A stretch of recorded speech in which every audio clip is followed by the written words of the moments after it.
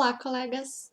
Vamos conversar um pouquinho sobre o Patinho Feio, né? Então, ele foi o segundo mais comentado nos trabalhos, né? E também não por pouco, né? Uma história também muito que marca muito, né? A vida de todo mundo, assim, e que tem a ver com medos, né? Muito importantes também e muito presentes no nosso início no mundo, na nossa chegada ao mundo.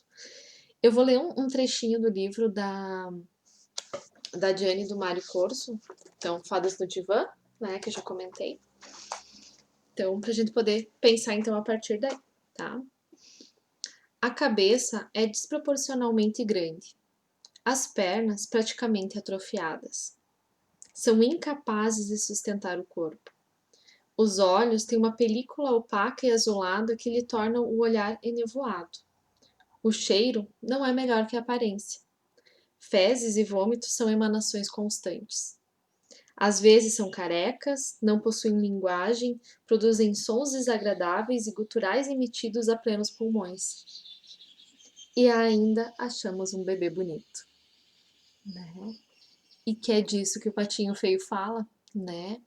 Então, assim, como pode, né, a gente olhar um bebê recém-nascido com todas essas características, né, que foram colocadas, né, muito bem aqui no livro, né, mas o bebê não é bonito.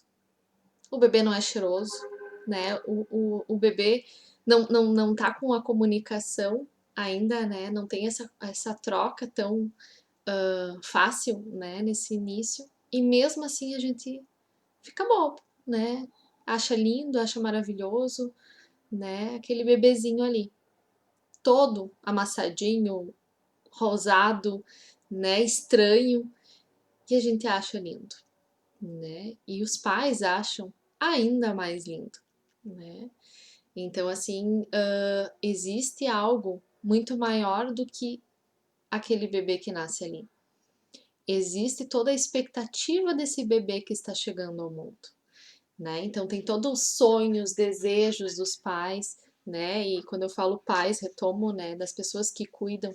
Então, assim, é um bebezinho que nasce a partir de um desejo, né, de nascimento, de expectativas do que ele virá a ser, né? Então, assim, toda criança confronta no início da vida, né, essa questão de não nascer perfeito, né? E, de precisar, sim, que os pais olhem e amem igual, mesmo ele sendo tão imperfeito, né? Mesmo ele sendo tão pequenininho, fraquinho, né, desengonçado.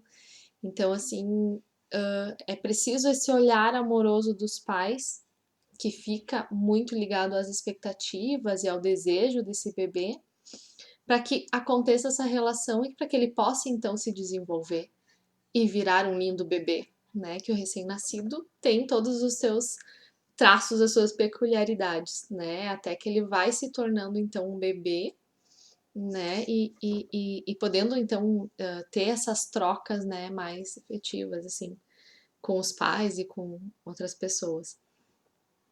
Então, o Patinho Feio entra muito de acordo com essa questão, com esses receios, com esses medos, né? O Patinho Feio não tem vilão ainda, né? A gente falou dos vilões e tudo. O Patinho Feio ainda não tem vilão, né? Porque ele trata justamente da reação do patinho com o decorrer da sua história. Claro, ele era um ovo estranho, né? Então, e que foi chocado com outros ovos. E que já tinha um estranhamento já quando ele era um ovo, né? Então ele já foi olhado de uma forma diferente quando ainda era ovo, né? E aí então ele foi chocado e nasceu diferente, né? Nasceu diferente dos outros e, e a mãe não reconheceu nele, né?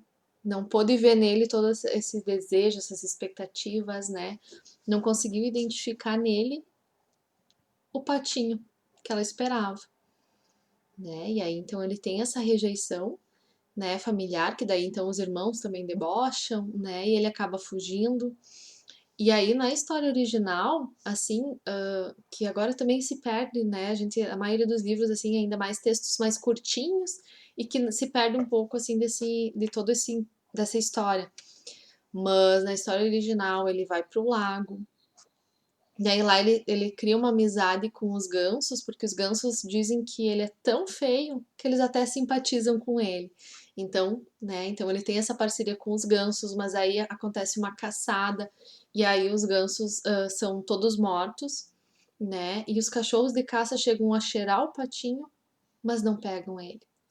Então, assim, é um sentimento de rejeição, já que vem lá do início da vida dele, e ali nem ser devorado ele foi, né? Então, nem para isso ele serviu, né? Então, assim, os cachorros não identificaram nele nem essa possibilidade.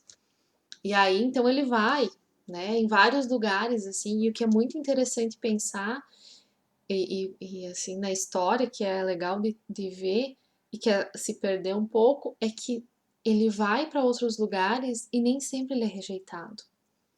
Né? Então tem pessoas que gostam dele e acolhem ele, mas ele não consegue identificar como acolhido, né? Então ele vai na casa de uma senhora, se eu não me engano, vou retomar aqui para não falar errado para vocês.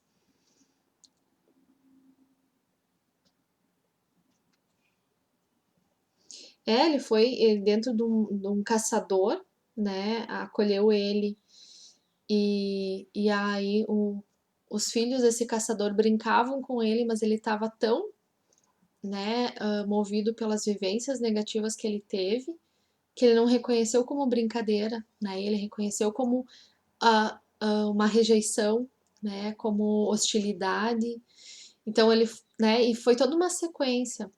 Então ele ficou em outra casa e aí ele se assustou e acabou derrubando as coisas e daí ao ouvir um xingamento também entendeu como uma rejeição que na verdade não era, né? E acabou voando porta fora. E ainda na história original, ele vai para o lago e aí no inverno ele acaba desmaiando e passa desacordado um tempo. E aí quando ele acorda, né, então na primavera, ele acorda e se vê refletido ali na água. E aí ele se enxerga como um cisne, né? Então assim, mostra também toda a questão do temor de ser rejeitado, né, do medo e do sentimento de rejeição que fica também, né, de uma criança que vai nesse processo. E assim, por que, que as crianças que não têm vivência de rejeição, então não teriam sido rejeitadas pelos pais, gostam tanto dessa história? Gostam pelo medo, né, que é um medo que toda criança sente, e também porque a criança ela não tem todas as suas necessidades atendidas sempre, né? Então, assim, a criança ela não entende o que, que é dela, o que, que é do outro. Para ela é tudo misturado. Nesse início da vida, então, é tudo misturado. E aí ela fica com essa sensação de que quando ela tá com cólica, né? E por mais que tá todo mundo tentando fazer algo, tá, né? Dá remédio, esquenta, né? Bota a bolsa d'água quente, vira para um lado, ajeita de outro, né? Por mais que se façam diversas tentativas, o que que a criança sente? Que ela tá sofrendo, ela tem um desconforto, né? E ninguém tá ajudando, né? E da onde que tá vindo isso? Né? Então dá uma sensação, né, de desespero e de desamparo, né? E que na verdade não é um desamparo, mas é como a criança sente justamente por ela não ter essa separação, por ela não entender o que são os cuidados, ela entende que sente algo ruim e que quer que façam parar, né? E ela não entende todo esse processo. Então, assim, são receios, né? E medos que rodam, né? Todo esse primeiro momento da vida, né? Um medo de não ser tudo que o outro sonhou, e que vamos combinar que esse não é um medo só da infância, só ali no primeiro momento de vida. É um medo que percorre, né, na nossa vida ao longo dos anos, né? Até porque, segredo, vou contar para vocês. A gente nunca tem a expectativa do outro. Então a gente nunca foi o patinho que nossos pais esperavam. Por mais que o ovo fosse certinho, que tudo, porque a gente nunca vai conseguir atender às expectativas do outro, né? E essa é uma dura realidade que a gente lida durante a vida, né? E que nos dá muito trabalho e, né? Então, assim, o que é interessante pensar que assim como na história do patinho feio, né? Por justamente ter tido essa vivência e esse momento de rejeição inicial ali, ele sentiu como rejeição muitas coisas que vieram depois e que não eram, né? Então, assim, eu acho que serve também para uma autoavaliação, né, do que o Patinho traz, assim, para a gente poder perceber até que ponto a gente não se sente rejeitado em coisas que a gente nem é, né? Mas é uma coisa, uma marca nossa, né? Uma necessidade de aprovação, né? E de atender ao desejo do outro que nos coloca numa condição de incapazes, que de fato somos, né? Não temos como atender totalmente a expectativa do outro, mas o quanto isso nos trava e nos impossibilita, né, de poder ver as coisas boas da relação, que a gente não vai ser tudo que o outro quer, e de repente, em alguns aspectos, a gente vai ser até melhor, né? A gente vai ser diferente num bom sentido, né? Então são coisas assim que a gente vai aprendendo com a vida. E o Patinho Feio pega bem essa questão ali, bem no iniciozinho da vida, né? Com todas esse medo de rejeição. E a criança continua com esse medo de rejeição nos primeiros anos de vida, né? Ela não é uma coisa assim que só no nascer, né? Mas ela cria toda essa necessidade de estar atendendo. Então, o medo de perder o amor dos pais, o medo de perder o amor das pessoas que são importantes para ela, né? Então, o Patinho Feio lida com esses medos. E no final, tem um final feliz porque o patinho é aceito, né? O patinho não, o cisne é aceito, né? Porque ele não precisava ser pato.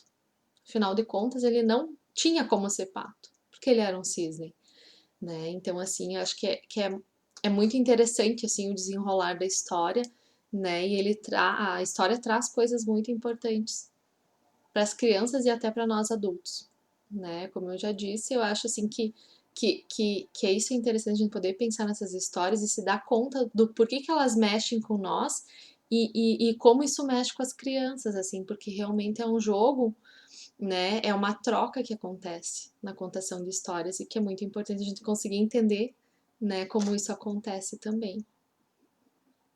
Então era isso que eu tinha hoje sobre o Patinho Feio, né? E nos vemos nos próximos. Certo, pessoal? Beijão, fiquem bem.